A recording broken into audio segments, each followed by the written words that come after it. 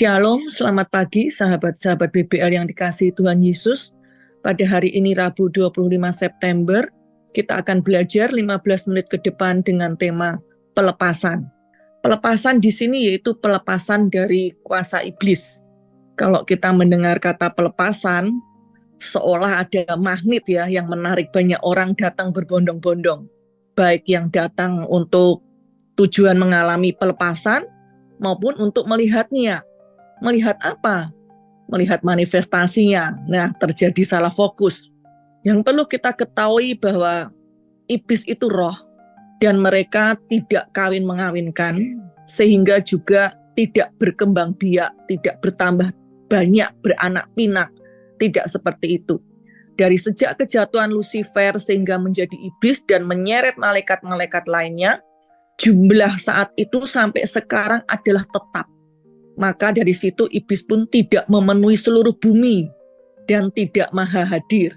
Ya, kalau manusia itu memenuhi seluruh bumi karena berkembang biak, beranak pinak. Namun iblis tidak. Di Yakobus 4 ayat 7 firman Tuhan katakan, karena itu tunduklah kepada Allah dan lawanlah iblis, maka ia akan lari daripadamu. Di sini dari ayat ini, siapa yang disuruh melawan iblis? Kita yang diperintahkan oleh Tuhan untuk melawan iblis. Jadi jangan kita balik menyuruh Tuhan untuk melawannya ya. Kita harus membedakan di sini dipengaruhi iblis dan dirasuki iblis. Kebanyakan orang Kristen dipengaruhi iblis melalui pikiran mereka. Namun banyak yang mengira dirinya kerasukan iblis atau orang lain melihat oh dia kerasukan iblis. Sehingga apa-apa ditengking. Orang terikat rokok ditengking, pornografi ditengking, semuanya ditengking. Tidak seperti itu.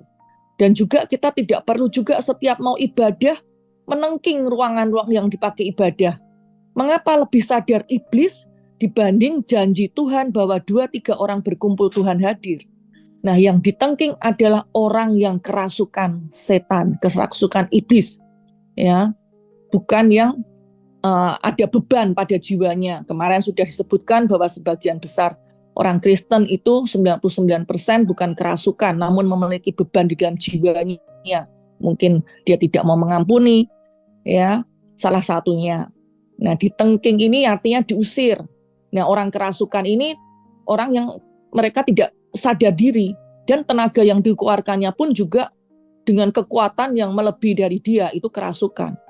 Ya, namun kalau orang yang beban di dalam jiwanya ketika dia manifestasi itu dia masih sadar dan ketika kita ajak bicara pun dia masih mendengar dan masih bisa dikendalikan itu. Nah, di dalam kita melayani dengan semakin berkembangnya di dalam media, kita perlu perhatikan juga kita memiliki etika pelayanan. Ketika kita melepaskan orang dari kerasukan setan, kita perlu mempertimbangkan dan menghargai orang yang kita layani ya. Ketika terjadi manifestasi, janganlah hal itu difoto ataupun divideokan dan dimasukkan YouTube. Hal itu akan mempermalukan orang yang sedang kerasukan. Selain itu tanpa disadari juga akan mempromosikan ulah dari si iblis ini. Dan orang lebih condong tertarik melihat dari fokus pada iblisnya ya, pada setannya yang merasuki. Kita akan melihat salah satu kasus pelepasan di Alkitab, yaitu orang yang dirasuki iblis di Markus 9 ayat 17 dan 18. Di situ kata seorang dari orang banyak, dia berkata, "Guru, anakku yang kubawa padamu, ia kerasukan, roh yang membisukkan dia. Setiap kali roh itu menyerang, roh itu membanting anak tersebut ke tanah, mulutnya berbusa, giginya bergertakan, tubuhnya kejang." Dan mereka orang tuanya sudah meminta kepada murid-murid supaya mengusir roh itu, tapi mereka tidak dapat. Jadi di sini murid-murid Yesus gagal mengusir roh tersebut. Nah, mengapa mereka gagal? Di Markus 9 ayat 19 dikatakan, kata Yesus kepada murid-murid, "Hei kamu angkatan yang tidak percaya." Tuhan Yesus menegur murid-murid sebagai angkatan yang tidak percaya, lalu meminta anak itu dibawa kepada Yesus. Nah, mengapa mereka dikatakan tidak percaya? Apa penyebabnya? Mari kita lihat di Markus 9 ayat 20 sampai 22.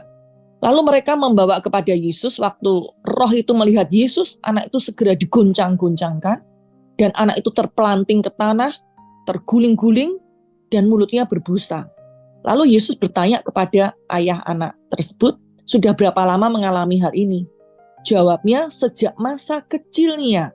Seringkali roh itu menyeret ke dalam api ataupun ke dalam air untuk membinasakannya. Dari cerita ayat ini kita mengetahui bagaimana manifestasi dari roh tersebut. Ya, digoncang-goncangkan, terpelanting, terguling-guling, mulutnya berbusa, dan dialami dari kecil. Artinya sudah berulang-ulang mengalami manifestasi tersebut, sampai akhirnya bertemu dengan murid-murid Yesus. Ketika diusir, terjadilah manifestasi yang muncul itu. Salah satunya itu manifestasi adalah trik dari iblis ya, untuk menggertak. Iblis pamer kuasa untuk membuktikan, untuk membuat manusia kita menjadi takut atau ciut nyalinya. Nah, itulah yang dialami murid-murid. Murid-murid lebih peka terhadap apa yang mereka lihat secara alami, yaitu gertakan-gertakan yang dilihat atau yang didengar, yang akhirnya menghasilkan ketidakpercayaan di dalam diri mereka. Sehingga membuat murid-murid tersebut mundur dan tidak dapat mengusir roh tersebut. Jadi, dari sini kita melihat ketidakpercayaan pada murid-muridlah yang membuat mereka gagal mengusir roh tersebut. Bukan ketidakpercayaan pada kuasa Allah yang dapat menghasilkan kelepasan. Oleh karena itu mereka bertanya pada Yesus di Markus 9 ayat 28 dan 29, mengapa kami tidak dapat mengusir roh itu? Jawabnya Yesus kepada mereka, jenis ini tidak dapat diusir kecuali dengan berdoa. Di Matius 17 ayat 21 dikatakan dengan berdoa dan berpuasa. Tuhan Yesus menjawab, hanya bisa diusir lewat doa dan puasa. Jenis di sini dikatakan jenis di sini bukan jenis dari roh jahatnya, namun jenis dari ketidakpercayaan mereka inilah. Jenis ketidakpercayaan mereka inilah yang menjadi penghalang sehingga murid-murid gagal untuk mengusir. Karena kenapa kita bisa mengatakan bahwa yang menyebabkan kegagalan tersebut adalah ketidakpercayaan mereka terhadap ketika mereka melayani. Karena dengan jelas ketika pelayanan murid-murid di waktu yang lainnya, mereka berhasil mengusir roh jahat di dalam nama Yesus. Itu bisa nanti bisa dibaca di Lukas 10 ayat 17 ya, di mana 70 murid itu kembali dengan gembira berkata, Tuhan, setan-setan takluk kepada kami demi namamu. Jadi jelas di sini setan itu, iblis itu hanya dapat ditaklukkan dalam nama Tuhan Yesus. Pasti dapat diusir dalam nama Yesus. Ya, jadi yang membuat kegagalan bukan gagal ketika diusir dalam nama Tuhan Yesus, namun gagal dari pihak murid-murid ketidakpercayaannya tersebut. Kita bisa melihat di Filipi 2 ayat 9 dan 10. Dikatakan, itulah sebabnya Allah sangat meninggikan dia, mengaruniakan kepadanya nama di atas segala nama, supaya dalam nama Yesus bertekuk lutut segala yang di langit dan yang di atas bumi dan yang di bawah bumi. Nah, kita sebagai anak-anak Tuhan sudah diberi otoritas memakai nama Yesus. Iblis memang harus tunduk pada nama Yesus. Apa sebenarnya nama Yesus? Nah, itu adalah kuasa hukum yang diberikan Tuhan kepada kita. Memiliki kuasa hukum berarti kita memiliki otoritas untuk mewakili orang yang memberikan kuasa hukum itu. Ketika kita memakai nama Yesus, pastikan saya dan saudara mewakili Yesus dengan baik. Jadi di sini ketika Yesus katakan jenis ini hanya bisa diusir lewat doa dan puasa, jenis ini bukan tentang jenis setannya, namun jenis ketidakpercayaan mereka lah yang menjadi penghalang. Nah, untuk menangani ketidakpercayaan, Yesus katakan dengan doa puasa, jadi perlu diketahui bahwa doa puasa itu tidak untuk menggerakkan Tuhan atau iblis. Namun hal itu berpengaruh pada murid-murid sendiri, pada kita yang melayaninya. Dengan doa dan puasa itu mematikan daging kita. Tubuh ini harus tunduk pada roh kita. Apa yang diperintahkan oleh roh kita.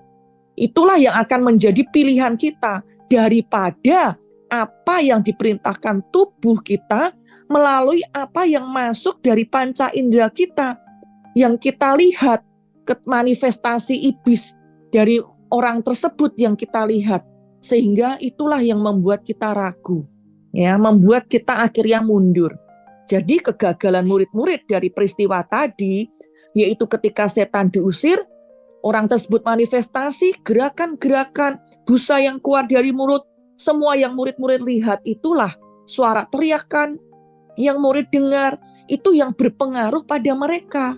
Mereka lebih peka terhadap hal-hal yang secara alami, yang ditangkap oleh panca indera lah, yang dapat menimbulkan ketakutan, dibandingkan dengan apa yang mereka yakini, sehingga mereka akhirnya mundur. Namun, jika mereka terus fokus pada apa yang dari roh, apa yang mereka pegang, kepercayaan dapat mengusir dalam nama Yesus, ya, mereka tidak fokus dengan yang dari daging yang ditangkap oleh panca indera, seperti yang di Efesus 6 ayat 13 katakan, pasti ada hasilnya. Di Efesus 6 ayat 13 saya bacakan di versi TSI, itu sebabnya kamu perlu memakai semua alat perang dari Allah, supaya ketika musuh datang menyerangmu, kamu bisa melawannya dan tetap bertahan sampai perang berakhir. Tetap bertahan sampai perang berakhir. Jadi ketika manifestasi terjadi, apa yang kita lihat lewat panca indera, kita tidak goyah, kita tidak teralihkan fokusnya, tidak dipengaruhi oleh manifestasi-manifestasi yang kita lihat ataupun kita dengar, bahkan yang kita cium. Karena dari kuasa gelap juga bisa menimbulkan suatu bau-bauan. Nah, kita tidak akan terfokus dengan hal itu.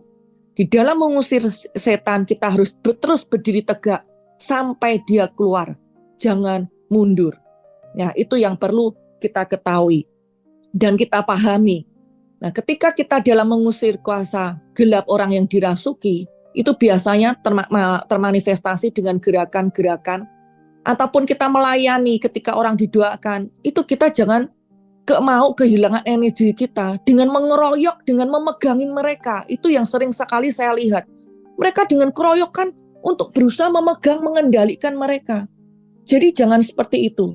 Biarkan saja. Kita jauhkan dari benda-benda yang akan mengenai dirinya supaya tidak mencederai. Misalkan di situ ada kursi, meja, kita jauhkan saja. Kita tidak perlu untuk megangin dia atau mengendalikan supaya dia tidak bergerak. Jangan melakukan hal itu. Biarkan saja. Kita jangan terfokus dengan energi kita terkuras, ya. Biarkan saja, asal pastikan orang tersebut aman, tidak terbentur dengan benda-benda sekeliling. Dan kita tengking kita dengan perkataan kita sampai hal itu keluar. Itu dengan orang yang kerasukan. Namun kemarin sudah dikatakan sebagian besar orang Kristen itu karena manifestasi, karena emosi di jiwa.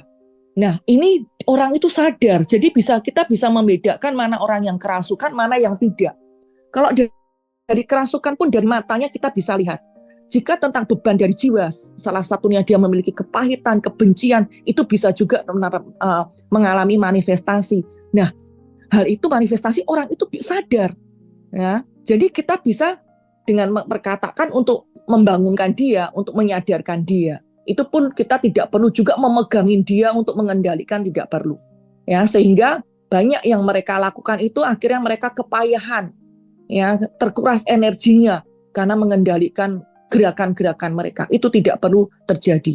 Cukup kita dengan perkataan kita memakai otoritas kita memperkatakan untuk mengusir, maupun yang tidak kerasukan, yang memiliki beban di jiwa, cukup kita perkatakan untuk dia tenang, bisa mengendalikan, ya, dikatakan hal tersebut. Dan untuk apa? Mau melepaskan pengampunan. Itu yang saya alami ketika saya melayani anak-anak remaja. Itu banyak ketika didoakan mereka manifestasi. Karena apa?